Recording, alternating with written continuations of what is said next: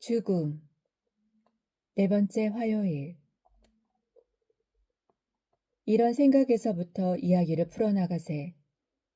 모두들 죽게 된다는 것은 알고 있지만 자기가 죽는다고 믿는 사람은 없어. 모리 선생님이 말했다. 이번 화요일, 그는 사무적이었다. 내 리스트에 맨 처음 오른 죽음이 주제였다. 내가 도착하기 전 모리 선생님은 잊지 않도록 흰 종이 몇 장에 메모를 해놓았다. 떨리는 필체는 이제 선생님 자신밖에 알아보지 못했다. 거의 노동절이 다 된 무렵이라 창밖으로 뒷마당 울타리가 시금치 빛깔로 물든 것이 눈에 들어왔다. 거리에서는 계약을 며칠 남겨놓은 아이들이 자유롭게 뛰어노는 소리가 들려왔다.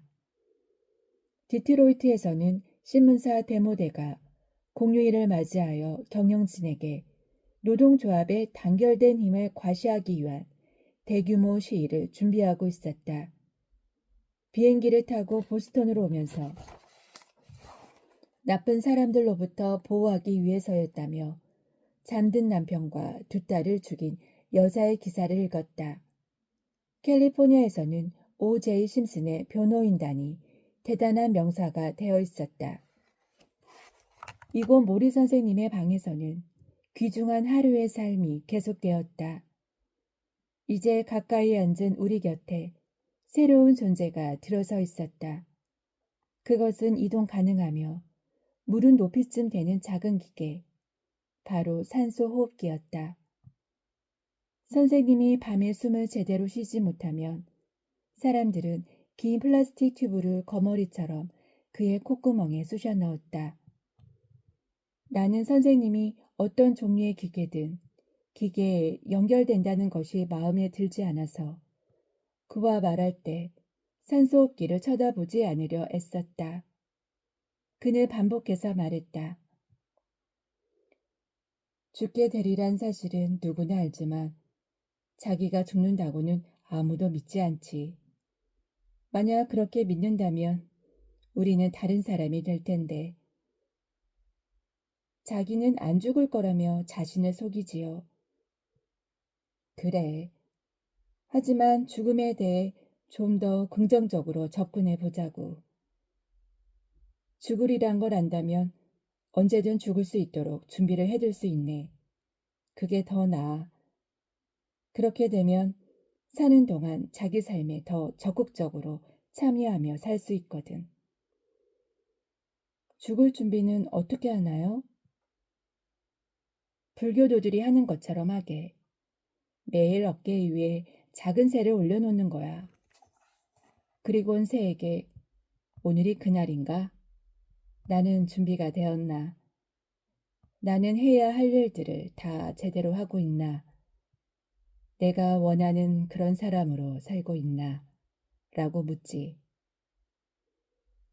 그는 새가 얹혀져 있기라도 한 듯 어깨 쪽으로 고개를 돌렸다. 오늘이 내가 죽을 그날인가? 선생님이 말했다. 그는 모든 종교들에서 자유롭게 사상을 빌려왔다. 유태인으로 태어났지만 10대 청소년기에 불가지론자가 되었다. 어린 시절 온갖 일을 다 겪은 것도 그 이유 중에 하나였다. 선생님은 불교 철학과 기독교 철학을 즐겨 말했고 문화적으로는 유태주의를 편안해했다. 그는 이 종교 저 종교 다 취하는 편이었는데 그 덕에 오랜 세월 학생들을 가르치면서 학생들에게 더 마음을 열어놓을 수 있었다. 그리고 지상에서의 마지막 몇 달간 선생님은 각 종교의 차이점을 초월하는 말을 했다. 죽음이 그렇게 할 수 있게 해주었다. 미치. 어떻게 죽어야 할지 배우게 되면 어떻게 살아야 할지도 배울 수 있다네. 그가 말했다. 나는 고개를 끄덕였다. 다시 말하면 일단 죽는 법을 배우게 되면 사는 법도 배우게 되지. 그는 미소 지었고 나는 선생님이 왜 이렇게 말하는지 깨달았다. 그는 내가 당황하지 않고 이러한 관점을 잘 이해하도록 거듭 강조했다. 좋은 선생님의 면모가 이럴 때 잘 드러났다. 병이 나기 전에도 죽음에 대해 많이 생각하셨어요? 내가 물었다. 모리 선생님은 미소 지으며 대답했다. 아니, 나도 다른 사람들과 똑같았어. 언젠가 한 번은 너무나 자신감이 넘친 나머지 친구에게 난 지금껏 자네가 만나본 노인 중 가장 건강한 노인이 될 거야 라고 말한 적도 있다네. 몇 살 때였는데요? 60대 때. 굉장히 낙관적이셨군요. 왜 안 그러겠나. 내가 말했듯 자기가 죽을 거라고 믿는 사람은 아무도 없다고. 하지만 아는 사람을 저 세상으로 떠나보낸 경험은 누구나 있잖아요. 그런데 자기 죽음에 대해 생각하기가 왜 그리 어려울까요? 내가 물었다. 다들 잠든 채 걸어 다니는 것처럼 사니까. 우린 세상을 충분히 경험하지 못하지. 왜냐면 해야 한다고 생각되는 일을 기계적으로 하면서 반쯤 졸면서 살고 있으니까. 그러면 죽음과 직면하면 모든 게 변하나요? 그럼 모든 것을 다 벗기고 결국 핵심에 초점을 맞추게 되지. 자기가 죽게 되리라는 사실을 깨달으면 매사가 아주 다르게 보이네. 선생님은 한숨 지었다. 어떻게 죽어야 좋을지 배우게. 그러면 어떻게 살아야 할지도 배우게 되니까. 나는 그가 손을 움직일 때 떠는 것을 알아차렸다. 선생님은 목에 걸려 있던 안경을 집어쓰려 했지만 안경은 관자놀이에서 미끄러졌다. 어둠 속에서 딴 사람에게 안경을 씌워주는 것 같았다. 나는 귀에 안경 거는 것을 도와주었다. 고맙네. 모리 선생님이 속삭였다. 내 손이 머리를 스치자 그는 미소 지었다. 그는 가벼운 접촉도 즐거워했다. 미치, 내가 딴 이야기를 해볼까? 네, 그러세요. 어쩜 자네가 좋아하지 않을지도 몰라. 왜요?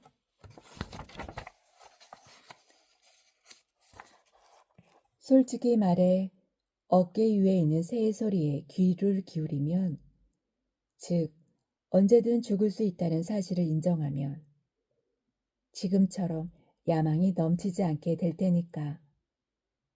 나는 억지로 조금 웃었다. 그렇게 많은 시간을 투자하는 일들, 자네가 하는 모든 작업이 그다지 중요하게 여겨지지 않을 테니까. 영혼과 관계된 것이 파고들 공간을 더 많이 마련해야 될지도 모르지. 영혼과 관계된 것들이요? 자넨 그 말을 싫어하지. 안 그런가? 영혼. 감상적인 말이라고 생각하지. 글쎄요. 선생님은 윙크를 하려 했지만 제대로 되질 않았다. 나는 쿡 하고 웃음을 터뜨렸다. 그도 따라 웃으며 말했다. 미치, 나도 영혼을 개발하는 것이 진짜 무엇을 의미하는지 모른다네. 하지만 우리가 어떤 면으로 참 부족하다는 점은 잘 알지. 우린 물질적인 것에 지나치게 관계되어 있으면서도 거기서조차 만족을 얻지 못하네. 사랑하는 관계, 우리를 둘러싼 우주. 우린 그런 것을 너무 당연하게 받아들인다고. 그는 해가 드는 창을 고개로 가리켰다. 저거 보이나? 자네는 저 밖에 나갈 수 있지. 언제든 밖으로 나갈 수 있어. 이 동네에서 저 동네로 마구 달려갈 수 있어. 나는 그러지 못하네. 나갈 수 없어. 물론 달리는 것은 더더욱 불가능하네. 밖으로 나가면 병이 심해질까 두렵지. 하지만 자네 아나? 자네보다 내가 저 창을 더 제대로 감상한다는 것을. 창을 제대로 감상해요? 그래. 매일 저 창밖을 내다보지. 나무가 어떻게 변하는지, 바람이 얼마나 강해졌는지도 알아차린다네. 그것은 시간이 창틀을 지나치는 것을 아는 것과 비슷하지. 내 시간이 거의 끝났음을 알기에 처음으로 자연을 보는 것처럼 그렇게 자연에 마음이 끌린다네. 그가 말을 멈추었고 우리는 잠시 창밖을 내다보았다. 나는 선생님이 보는 대로 보려고 노력했다. 시간과 계절을, 내 삶이 천천히 스쳐 지나가는 것을 보려고 애썼다. 모리 선생님은 머리를 살짝 숙이며 어깨 쪽으로 돌렸다. 오늘이 그날이냐, 작은 새야. 오늘이야? 선생님은 물었다. 나이트 라인에 출연한 덕분에 전 세계에서 편지가 밀려들었다. 선생님은 앉아서 답장을 대필하려고 모인 친구와 가족에게 답장 내용을 불려주곤 했다. 어느 일요일 그의 아들 롭과 존이 집에 와서 모두 거실에 모였다. 그는 가는 다리에 담요를 덮고 휠체어에 앉아 있었다. 선생님이 추워하자 도와주는 사람이 어깨에 나일론 재킷을 걸쳐주었다. 맨 처음 편지는 어떤 거지? 그가 물었다. 친구 한 명이 낸시라는 여자의 편지를 읽었다. 낸시는 어머니를 루게릭 병으로 잃었다고 했다. 그녀는 얼마나 힘겹게 상실감을 겪었는지, 그리고 모리가 그런 고통을 겪고 있음을 안다고 적었다. 좋아. 그가 편지를 다 읽자 선생님은 이렇게 말하고 눈을 감았다. 이렇게 시작하자고. 친애하는 낸시, 어머니 이야기에 대단히 감명받았습니다. 그리고 당신이 어떤 어려움을 겪었는지 이해합니다. 우리 모두에게는 지금 슬픔과 고통이 있습니다. 하지만 슬픔은 내게 좋은 역할도 해주고 있습니다. 당신에게도 그랬으면 좋겠습니다. 마지막 줄을 바꾸고 싶지 않으세요? 로비 말했다. 선생님은 잠시 생각에 잠겼다가 말했다. 네 말이 옳아. 당신이 슬픔 속에서 치유의 힘을 찾을 수 있기를 바랍니다. 로 하면 어떨까? 그게 더 나으냐? 롭은 고개를 끄덕였다. 감사를 전하며 모리를 빼먹지 말아라. 모리 선생님은 덧붙였다. 제인이라는 여인으로부터 온 편지도 있었다. 그녀는 나이트라인 프로그램에서 감동을 준 데 감사했다. 그녀는 그를 선지자로 부르고 싶어 했다. 칭찬이 참 지나치구만. 선지자라니. 친구 한 명이 말했다. 선생님은 얼굴을 찡그렸다. 그도 그런 평가에 동의하지 않았다. 높은 평가에 대해 감사하자고. 그리고 내가 한 말이 그녀에게 의미를 주었다니 반갑다고 말하고 그리고 감사를 전하며 모리란 말 잊지 말고. 영국에 사는 어느 남자는 편지에서 어머니를 잃었는데 영적 세계를 통해 어머니와 접촉할 수 있도록 도와달라고 부탁했다. 또 보스턴에 와서 만나고 싶다며 편지를 보낸 커플도 있었다. 저는 대학원 학생이었던 졸업생이 기나긴 편지를 보내왔다. 그녀는 대학 졸업 후의 삶에 대해 자세히 썼다. 살해, 자살과 3명의 사사나에 대한 이야기가 씌어 있었다. 또 루게릭병으로 죽은 어머니에 대한 이야기도 있었다. 그녀는 딸로서 자신도 그 병에 걸릴까봐 두렵다고 썼다. 편지는 계속 이어졌다. 2페이지, 3페이지, 4페이지. 모리 선생님은 앉아서 기나긴 우울한 이야기를 들었다. 마침내 다 끝나자 그가 나지게 말했다. 자, 뭐라고 답장을 보낸다? 모여 앉은 사람들은 침묵했다. 마침내 로비 입을 열었다.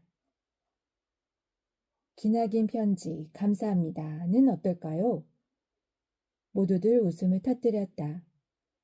선생님도 아들을 바라보며 환하게 웃었다.